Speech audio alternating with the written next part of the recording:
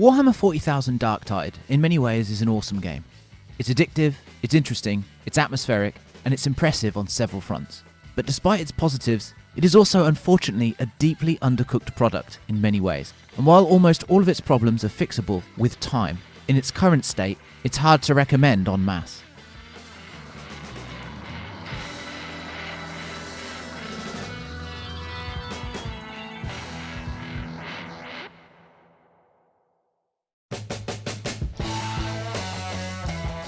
So, as anyone who watches this channel knows, I'm partial to a bit of Warhammer and Warhammer 40k now and then. But when it comes to video games, you've got to be careful how you spend your time and money when it comes to these IPs, as the margin for quality is vast and varied. There's great, there's terrible, and there's everything in between when it comes to Warhammer games, and it can often be tough to find the diamonds in the rough. But sometimes, a few come along that every Warhammer fan seems to love, and that's pretty much what happened with Warhammer Vermintide and Vermintide 2. Two co-op melee-focused FPS games from developer Fatshark. Now, while these games were incredibly successful, both critically and commercially, a mixture of not getting around to playing them and my ever-present, emotionally crippling lack of friends meant that I just missed them both. It seems opting to sit alone eating pizza and playing Chrono Trigger for the 1000th time instead of playing with randos or going outside to find people who might actually be able to stand talking to me apparently meant I missed out on some Skaven-slaying goodness. But why am I telling you all this? Well, other than trying to create a whimsical intro for your viewing pleasure, it also seems poignant to let you know these facts for two reasons. The first is that these mad lads and ladettes at Fatshark have seemingly taken that formula from Vermintide and applied it to 40k, and the fruits of that labour is what we're going to talk about today. Second, and perhaps more importantly though, the fact that I never played Vermintide or Vermintide 2 means that I may be new to a lot of the design and gameplay elements that have carried over from that series to this one. And so, if you're a veteran of Fatshark's previous foray into the world of Warhammer, then bear with me. It's possible I'll be gushing about some concept or feature in this video that I think is new and innovative, but was actually in Vermintide 1 like 8 years ago or something. Finally, before we actually get down to business, it's worth noting that this is a review of the game as it stands at the time of writing, and the reason I specify this is that Fatshark have adopted an almost live service model here.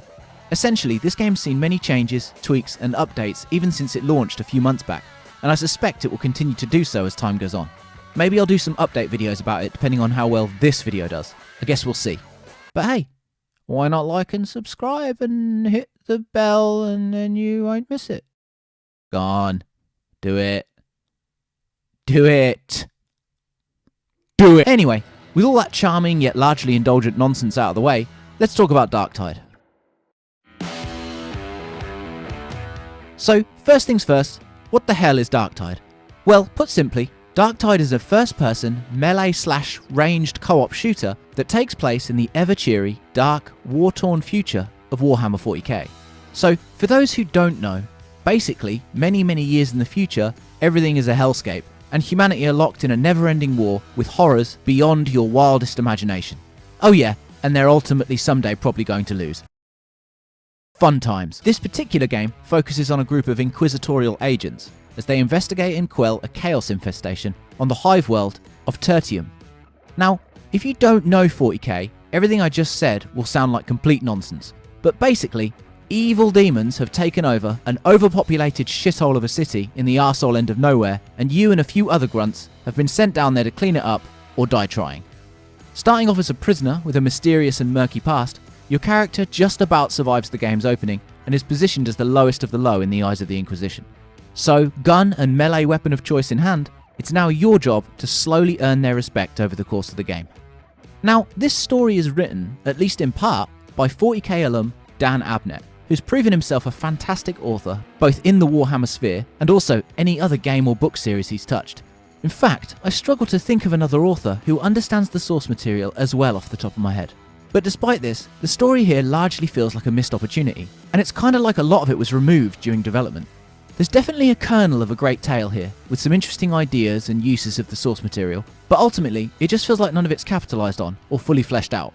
It sort of feels like there was much more plot here that ultimately Fatshark couldn't or didn't have time to fit in. This is all speculation of course, but I just feel like the focus ended up elsewhere as development went on and time ran short, which is a real shame. Ultimately, what's left is a story that's bound to have mixed reactions. I think fans will feel like it doesn't go deep enough, and newcomers will either feel intrigued to learn more, perhaps from other sources, or will disengage entirely.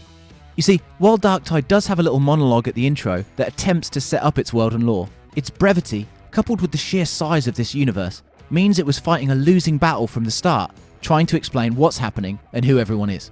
Also, instead of perhaps spreading this exposition out over the game's runtime, it's quite front-loaded and seems less and less important as the game goes on.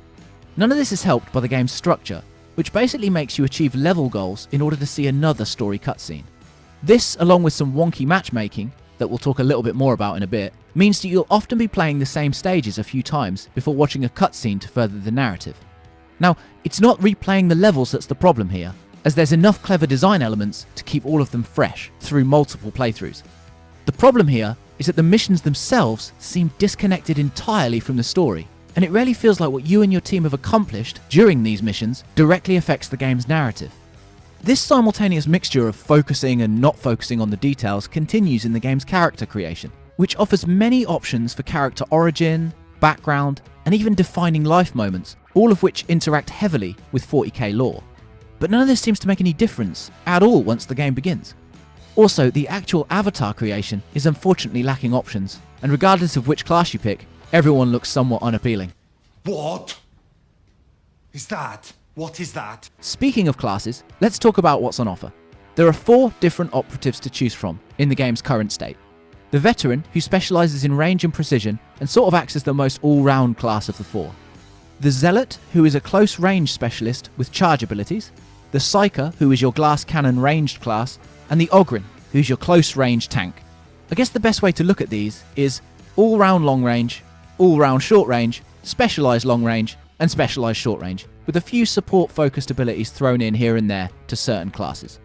While we'll talk more about it in a little bit, this is one area where Darktide cannot be faulted, with each class being very fun and very distinctive to play. It really feels like Fat Shark have honed this part of their design skill set, and controlling each of these operatives is one of the best parts of Darktide. Regardless of which class you pick, you'll begin with a short tutorial mission that introduces you to the basic mechanics. These are then expanded upon after finishing this intro and arriving back on the Morning Star, a large ship in orbit of Tertium that serves as the game's expansive hub area. Here, you can do all manner of things, including expanded tutorials, managing your gear, crafting and improving your weapons using the baffling and unfinished crafting system, visit the predatory cash shop, and take on new missions.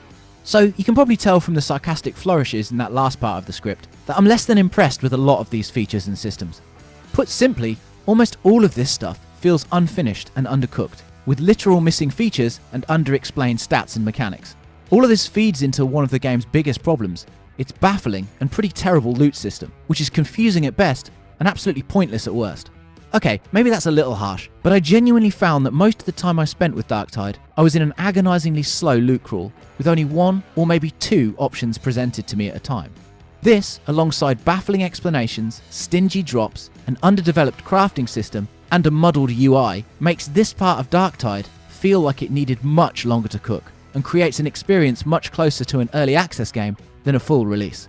All of this unfortunately feeds into a very negative and underwhelming endgame experience that makes you feel like you have little to aim for and few rewards to celebrate. On top of this, you also have a pretty terrible cosmetic system. Cosmetics can be earned through missions, bought with in-game gold, or bought with real money via microtransactions. Pretty standard, right? Well, the problem here is that the ones you earn in missions take ages to unlock, and often look way, way worse than the ones sold in the shop. On top of this, the ones in the shop cost so much in-game currency that it would take you an age to save up for them, and would hinder you using that currency instead to buy new weapons and upgrades to improve your build. I mean, a new gun usually starts at around 3,000 to 6,000 gold, and a new cosmetic top is like 25,000 gold minimum. Why would I want to grind that much in-game to buy this? The answer is, I wouldn't, and this is actually only in place to try and push me into paying for a new look outright with real money. However, while all of this sounds harsh, there are a few things that should be noted at this point. Firstly, Fat Shark themselves have recently apologised publicly for the state of Darktide at launch, and have also admitted that they still have a ways to go to get all of the game's systems to their optimum state. In fact, it's clear that development in general was at least partially fraught with issues, with the game having been delayed several times before its launch, and its Xbox ports still not having set a release date yet after it was delayed indefinitely at the end of last year. Secondly, and perhaps more importantly though, it's worth noting that none of this stuff is terminal, and Darktide, for reasons we'll discuss in a second, has the underpinning of an excellent, long-form, live service experience. This isn't a situation like Crystal Dynamics' ill-fated Avengers game, for example, which had fundamental design flaws baked so deeply into its core systems and gameplay loop that no amount of updates could ever fix it.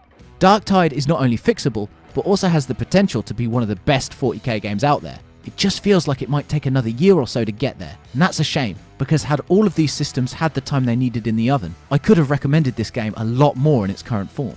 But while we'll get back to some of the other issues that Darktide suffers from in a little bit, namely some of its technical woes, let's spend a bit of time talking about what it does really, really well: its gameplay. I'm not lying when I say that Darktide is some of the most fun I've had in a co-op shooter since Left 4 Dead 2 back in 2009. As I alluded to earlier, whichever class you choose to play here, you're in for a great time. I initially started with the Veteran, which is a really good jumping off point, but the more you progress and the more missions you take on, the more you'll find interesting ways to play with all 4 classes that are currently available. Mission design is varied and interesting, with most objectives involving stuff like defending a point, protecting a team member while they're carrying an object, scanning areas and uploading data while being swamped by copious amounts of enemies, defeating weird chaos tentacles. The list goes on, and it's a real testament to the talent at Fat Shark to have been able to keep things interesting, especially when you're often replaying missions over and over again. However, on top of these well thought out mission objectives, you also have several other elements that serve to make Darktide way more addictive than it really has any right to be. The first of these is the random enemy encounters that are constantly dynamically shifting around the team as they play through any given mission. Again, think Left 4 Dead. You'll play a mission once and enter a room that's completely empty, but the next time you play it, the same room will be packed with literal hordes of enemies. And speaking of enemies, they're almost a constant in Darktide, with only short reprieves between literal waves and waves of them.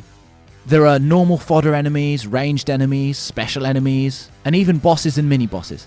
And this is just a few examples of the rogues gallery you'll face. But regardless of what you run into, they're all dynamic, terrifying, and very fun to fight. There's nothing quite like having an uneasy silence broken by the rumble of a massive horde of horrors that proceed to descend upon your team with absolutely no mercy or sympathy. It creates some truly memorable moments.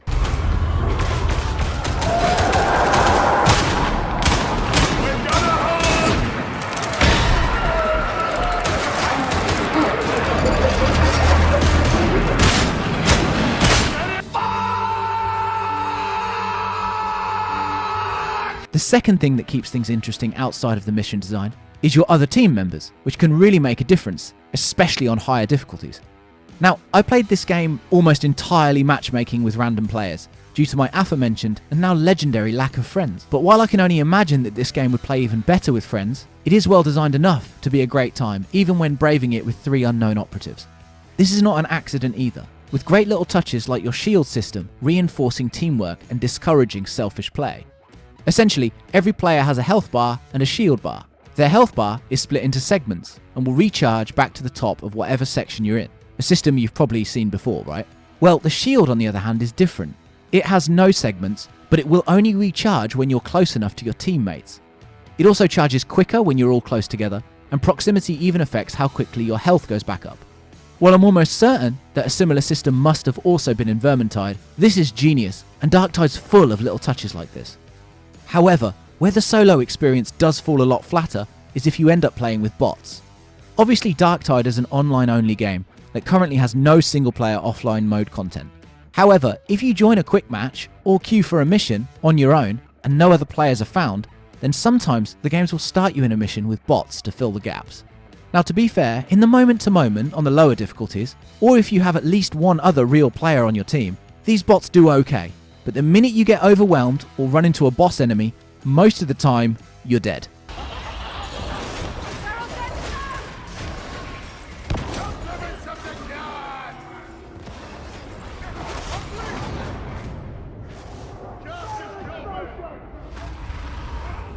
What the hell are you doing?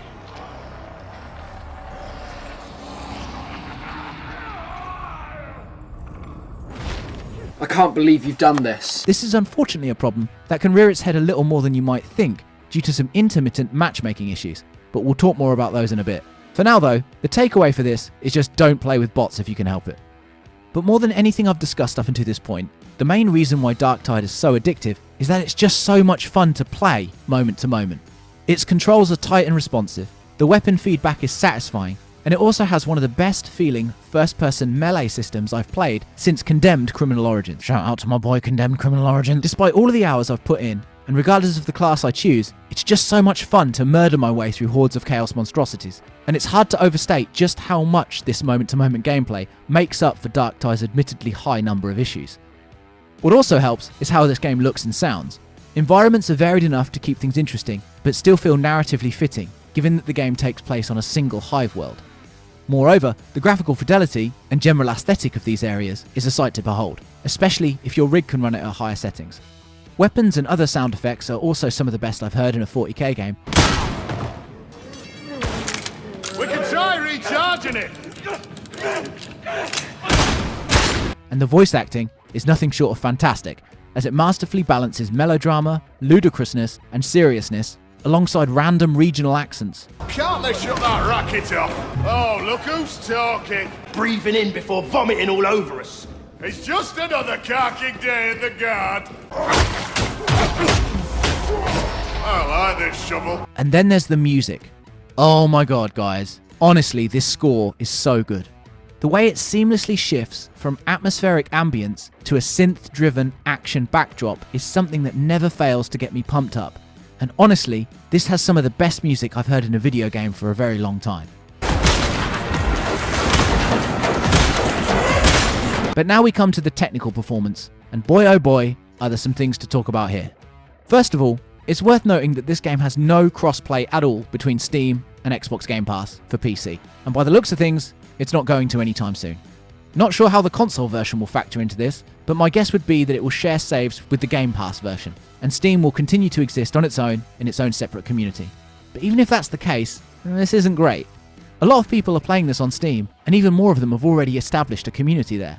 While I get why Microsoft wouldn't want you to be able to try it for free, only to buy it on a different launcher, the fact that trying it out on Game Pass could leave you stranded from your own community isn't great. And that's an even worse proposition when you consider that the game doesn't really feel quite polished enough for everyone to be paying full price for it in its current state, even if that price is a little bit lower than some other games have charged in recent times.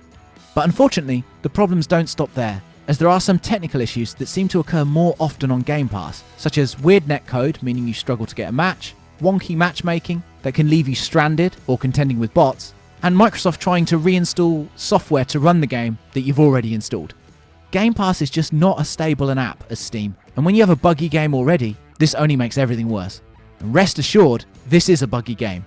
While it has improved vastly since its launch, even the slightly more stable Steam version seems to still have its fair share of problems, from small visual bugs to hard crashes and everything in between. Now, I played mainly on Game Pass, and I've had 4 or 5 hard crashes so far, and I know this is occurring for some people on Steam too. Again, it's not like I don't think this stuff will be fixed in future patches and updates, because I'm almost certain it will be. But right now at least, all of this once again gives the whole package an early access feel that could have been avoided had it had more time in development. In terms of the game's length and replay value, getting every class to max level will take a bit of time and provides a lot of fun and diverse gameplay. However, once this is done, unfortunately the aforementioned undercooked endgame means that there's little to keep you playing. Again, I'm sure a great endgame will come at some point, but right now, there's nothing here that would keep you coming back for more, as per the usual live service design model. Sure, there's weekly quests and the like, but none of that matters if the loot isn't fun to chase, right? I don't know, it just once again feels like this part of the game needed more time. Warhammer 40,000 Darktide is a difficult game to review and analyse. Its moment-to-moment gameplay loop, presentation, music, gunplay, and mission design are all stellar, and create some of the most fun you can have, both in a 40k game and a co-op shooter right now. But while I'd love to tell you to run out and buy this game immediately, its lack of polish, undercooked loot and crafting systems, technical issues, boring endgame, and underdeveloped story mean that more nuance is required. For those who love Vermintide, 40k, or are just looking for a fun co-op shooter that feels like it's in early access, then it's probably worth checking out, and if you have Game Pass, that's an even easier proposition, even if you might end up switching over to the Steam version at some point. But for almost everyone else, including some that fit the above description that are just a little more on the fence, my advice would be to wait a while, until Fat Shark can more fully realise their vision and fix up some of the game's more undercooked and janky aspects. Darktide has the potential to be one of the best 40k games ever made, but right now, it just isn't quite there yet.